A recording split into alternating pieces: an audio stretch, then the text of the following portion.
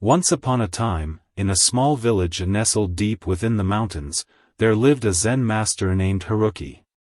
He was renowned throughout the land for his wisdom and serenity. People from all corners sought his counsel in times of trouble and sorrow. However, even the wise and enlightened were not immune to the trials of life. One cold and misty morning, as the sun struggled to break through the thick clouds, news arrived that a devastating fire had swept through the village below. Many homes were reduced to ashes, and countless possessions were lost. Among the victims was Haruki's cherished tea house, a place where he had shared countless cups of tea and profound conversations with his students. Upon hearing the news, a deep sorrow overtook Haruki.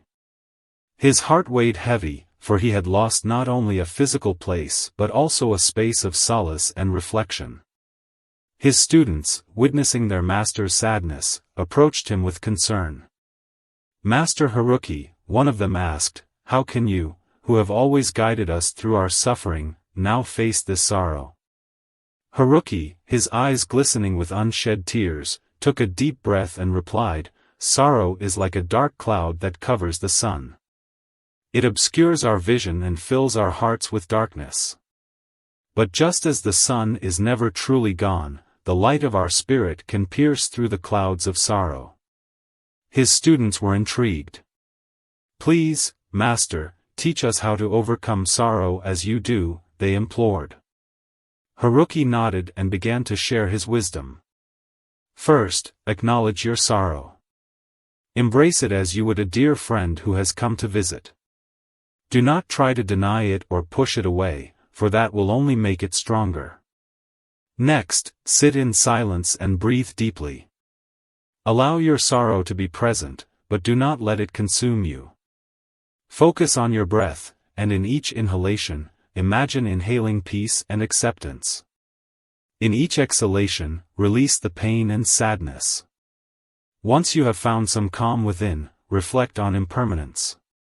Understand that all things in this world, including our sorrows, are transient. They come and go like the passing seasons." Haruki continued, "Now, let us go down to the village and help our neighbors in need. In doing so, we not only ease their suffering but also lift our own hearts. When we offer kindness and compassion to others, our sorrow begins to dissipate, like the morning mist giving way to the sun." And so, the Zen master and his students descended the mountain and joined the villagers in their time of need. They worked tirelessly, rebuilding homes and comforting those who had lost everything. In their acts of selflessness, they found solace and a renewed sense of purpose. Days turned into weeks, and as the village slowly but surely rose from the ashes, Haruki's sorrow diminished. The deep wisdom he shared with his students, along with their collective efforts to help others, had transformed their grief into resilience and hope. In the end, the Zen master had taught his disciples a powerful lesson, that sorrow, like all emotions, is a passing cloud in the vast sky of life. Through acceptance, reflection, and compassionate action, they could navigate its storms and find peace once more, just as the sun eventually breaks through the darkest of clouds.